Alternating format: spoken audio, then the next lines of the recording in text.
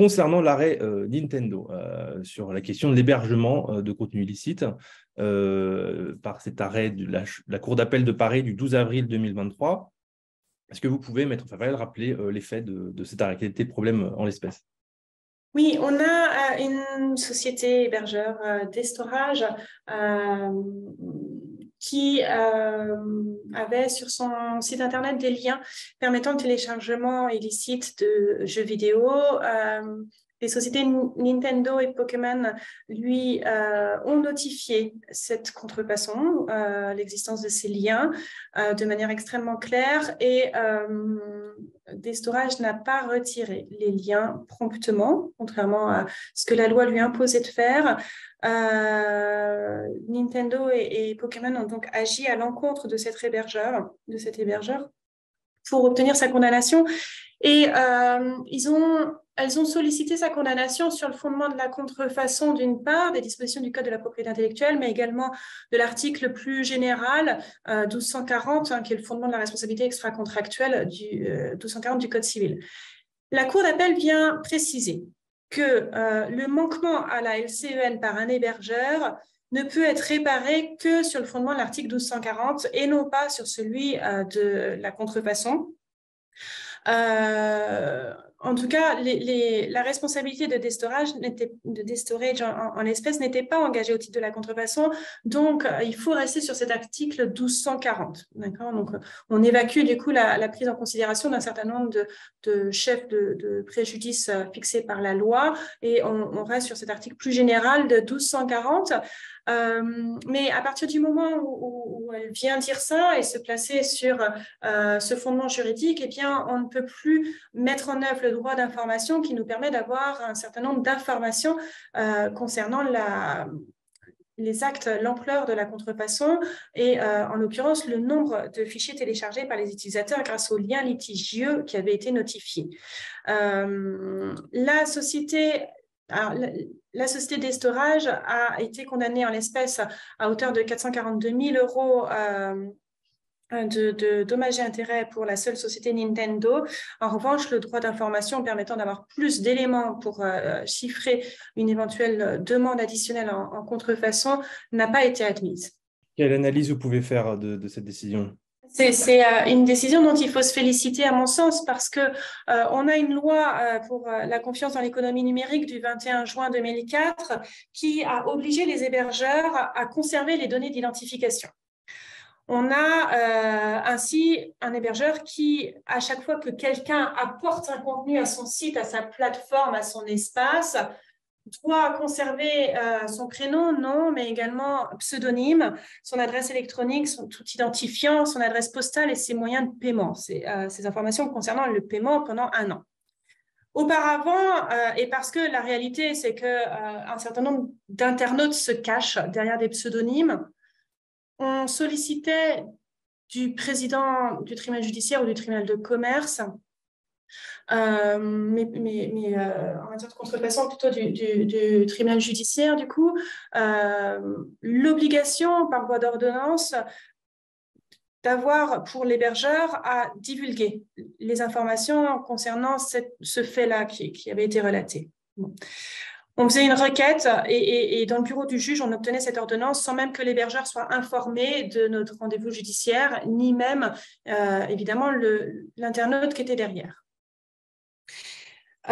Tout ça était pratique et nous permettait ensuite d'engager une action utilement contre l'internaute qui était à l'origine de ces liens contrefaisants, de toute cette marchandise contrefaisante.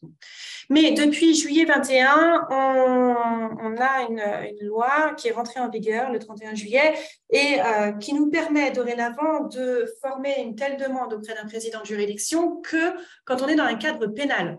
Or, engager une action en contrefaçon au pénal est rarement couronné de succès parce qu'on a des juridictions qui ne sont pas spécialisées sur toutes les questions d'originalité, de distinctivité et tous ces principes cardinaux en droit de la propriété intellectuelle. Et puis, on a un litige qui ne nous appartient plus, c'est-à-dire que l'opportunité des poursuites appartient au seul ministère public. Donc, on ne peut plus transiger, on ne peut plus résoudre amiablement le litige. Le litige nous échappe, on n'en a plus la maîtrise. Donc, la voie pénale n'est pas, en général, le plus approprié pour résoudre un problème de contrefaçon.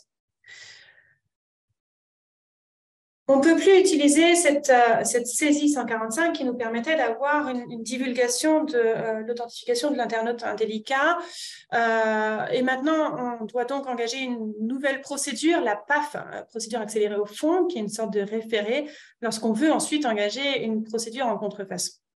Mais bon, quand on passe par cette PAF pour avoir l'authentification de l'internaute, on a l'hébergeur qui va soulever un certain nombre d'arguments pour ne pas avoir à révéler qui est l'identité de son internaute, pour protéger son internaute, son membre. Les hébergeurs en font souvent une question de principe, et donc on va avoir du mal dorénavant à avoir ces données-là. On a un débat qui se met en place.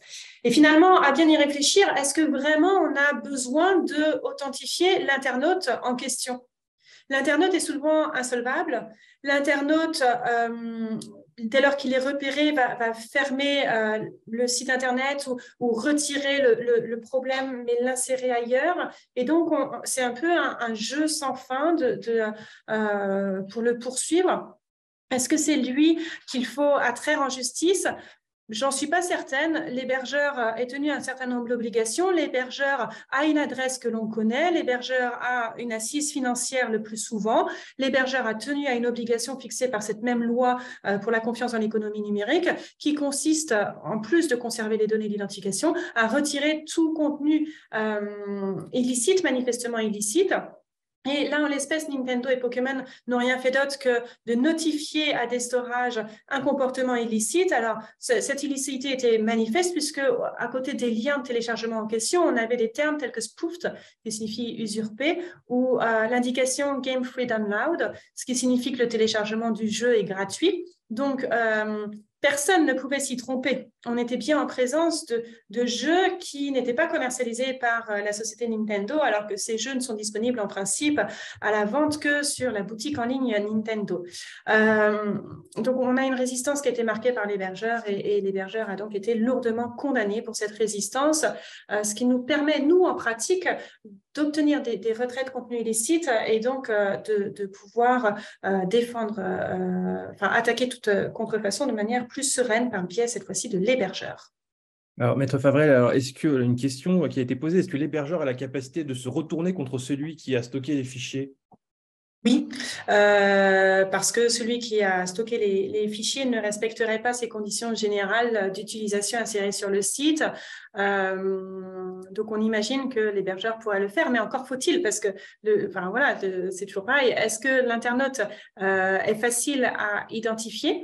Est-ce que on sait où géographiquement il est domicilié? Est-ce que l'hébergeur va pouvoir l'attraire devant sa juridiction ou est obligé d'aller devant une juridiction étrangère? Est-ce que l'internaute en fin de course, lorsque la décision définitive sera rendue et selon les lois, les juridictions, il peut se passer plusieurs mois, voire années, est-ce que l'internaute en question sera solvable? Est-ce que, bon voilà, il y a quand même beaucoup d'aléas finalement dans une telle poursuite. Merci. Alors, quelles recommandations, je vois qu'il est déjà 43, quelles recommandations peut-on faire en matière d'hébergement de contenu illicite? La notification qui doit être adressée à l'hébergeur doit être précise. Elle est prévue par le texte. Hein. Il n'y a pas de difficulté de l'article, de la loi LCEN. Il faut bien donner le fondement juridique précis. Il faut bien indiquer où se trouve le problème. Quand vous êtes en contrefaçon de marque, donnez bien le numéro de la marque en question, joindre le certificat d'enregistrement ou la fiche marque de l'INPI, le IPO ou de l'office concerné, de manière à ce que l'hébergeur puisse agir promptement. S'il manque une information, l'hébergeur n'est pas tenu de retirer promptement. Et puis l'hébergeur va avoir parfois un certain nombre de questions auxquelles il faudra répondre dans un très bref délai. Répondez-y si vous souhaitez que la notification soit vraiment efficace et avoir ensuite la possibilité de la faire en justice si besoin.